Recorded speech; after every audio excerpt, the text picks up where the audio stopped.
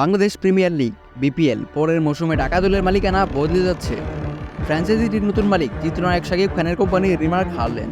রূপালী পর্দার জগৎ থেকে তিনি এবার নাম লেখালেন ক্রিকেটাঙ্গনে। শাকিবের কোম্পানির পক্ষে ঢাকা ফ্র্যাঞ্চাইজি কেনার বিষয়টি নিশ্চিত করেছে বাংলাদেশ ক্রিকেট বোর্ডের একটি সূত্র। ওই সূত্রটি বলেছে, ইতিমধ্যে সাইনিং মানি সহ কেনার আনুষ্ঠানিক প্রক্রিয়া সম্পূর্ণ হয়েছে।